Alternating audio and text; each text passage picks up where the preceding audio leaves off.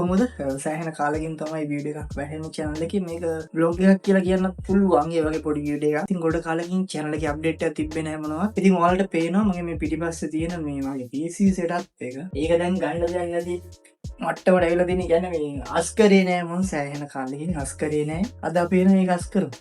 එන පටන් ගමු. එන පටන් ගන්න තමයි තියෙන්නේ. ඉතින් අද අලුත් යාළුවෙක් ඉන්නවා මාත් එක්ක.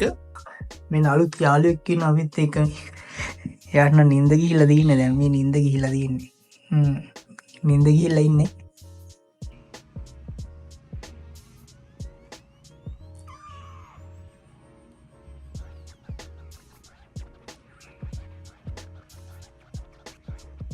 එහෙනම් වැඩේ පටන් ගන්න තමයි තියෙන්නේ. පොඩි වෙලාවක් කියයි ක්ලීන් කරන්න මෙන්න මේකෙන්. ඒක පාවිච්චි කරන්න පුළුවන්. මේකේ තියෙන මේ ග්ලාස් ක්ලීන් කරන්න. කියන්නේ මොන්ටර් එකට නම් දාන්නේ නැහැ. අනිත් ඔය තියෙන පාර්ට්ස් ටික ක්ලීන් කරගන්න මෙන්න මේක පාවිච්චි කරන්න පුළුවන්. අවුලක් නැහැ. ඒක ෆෝම් එකක් තියෙන ස්ප්‍රේ එක. මිලි 650ක් තියෙනවා. එහෙනම් පටන් ගමු.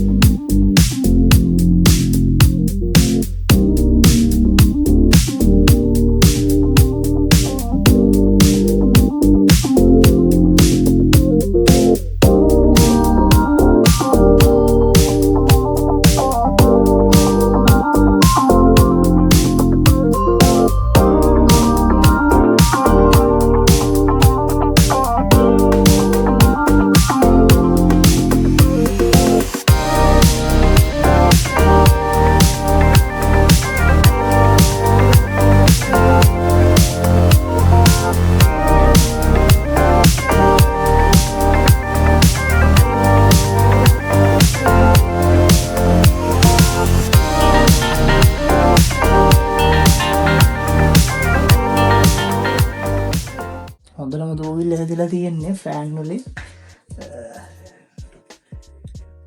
මේක දැන් පුල් ක්ලීන් එකක් දාන්න වෙනවා. PC එක සර්විස් කරන්නත් තියෙනවා. ඉස්සරහට මේක සර්විස් කරමු. Java කම්පියුටර් එකට යන්න වෙනවා. එහෙනම් දැන් මේ සුදු සෙලෝ ටේප් තුනක් ගහලා තියෙන මේකනේ.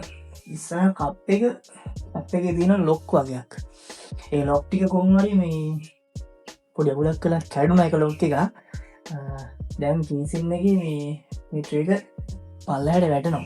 කීන තමයි මේ සෙලෝ ටේප් තුනක් දාලා තින්නේ දැනට කීසින් එක මාරු කරගන්න එක. අප්ඩේට් එකක් දාමු ඉස්සරහට.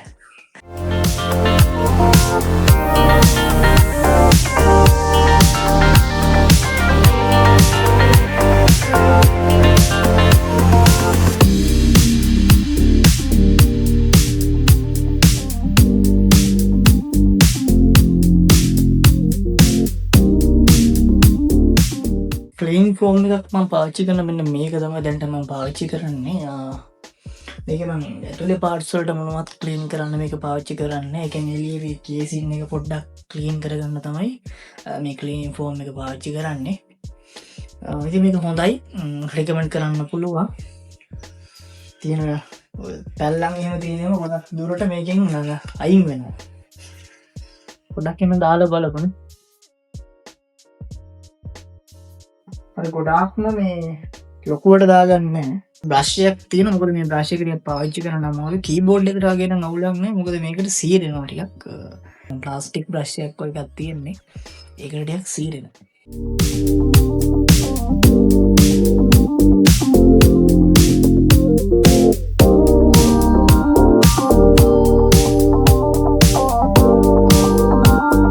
සම්පූර්ණ ක්ලීන් එකක් දැන් දාන්නේ. ගලවලා තියෙන අපි රේඩියේටර් එක ගැලෙව්වා. එතකොට මෙතන තියෙන ෆෑන් සෙට් එක ගැලෙව්වා. මම දැන් මම කලින් රේඩියේටර් එක මම දාලා තිබුණේ මෙන්න මේ පැත්තට.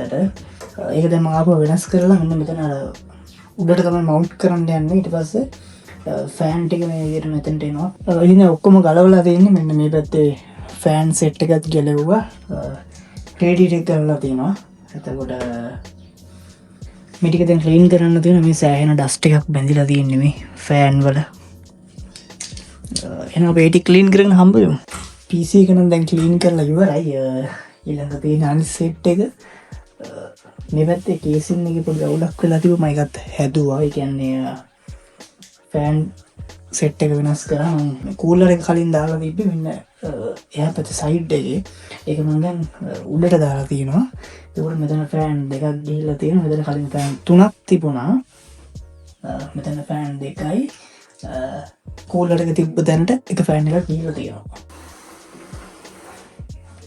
මෙන්න මෙහෙම තමයි දැන් සෙටප් එක තියෙන්නේ. ඇතුළ පොඩ්ඩක් පොඩි ක්ලීන් එකක් දාලා දෙන්න, ෆුල් සර්විස් එකක් දාන්න ඕනේ. ඇතුළේ තියෙන පාර්ට් සෙට් එක එන එක හරි. ඊළඟ තියෙන්නේ මොනිටර් එක පැත්ත. අපි මේ පැත්තත් ක්ලීන් කරමු ඉක්මනටම.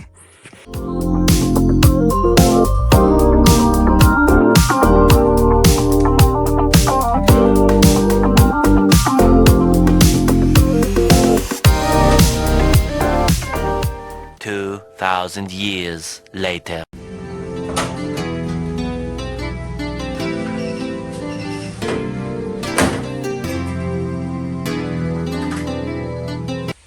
හරි එහෙනම් ඔන්න දැන් සෙටප් එක හදලා ඉවරයි. මේ පැත්තේ මොනිටර් එකේ නම් මගේ පොඩි අවුලක් තියෙනවා. ඒකේ පික්සල් පොඩ්ඩක් කේස් වෙලා තියෙන මොනිටර් එකේ ස්ක්‍රීන් එක පොඩ්ඩක් කේස් වෙලා තියෙන්නේ මේකේ. මේක නම් හොඳයි මොනිටර් එක. මේක හොඳ මොනිටර් එකක්. එතකොට මෙතන අඩු සෙට් එක තියෙනවා. එහෙනම් අපි ඔන් කරලා බලමු කොහොමද දැන් තියෙන්නේ කියලා. රින් ලයිට් එක දාගත්තා. UPS එක ඔන් එකේ තියෙන්නේ. එහෙනම් අපි බලමු ඔන් කරලා කොහොමද දැන් තියෙන්නේ කියලා.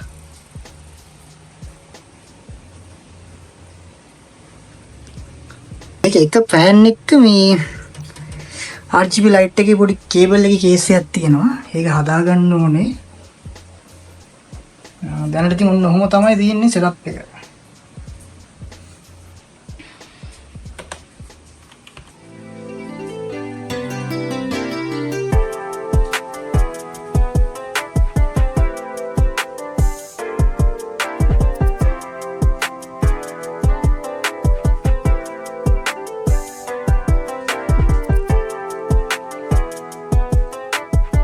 හරිනම් PC එක දැන් කම්ප්ලීට් කරලා හදලා තියෙන්නේ.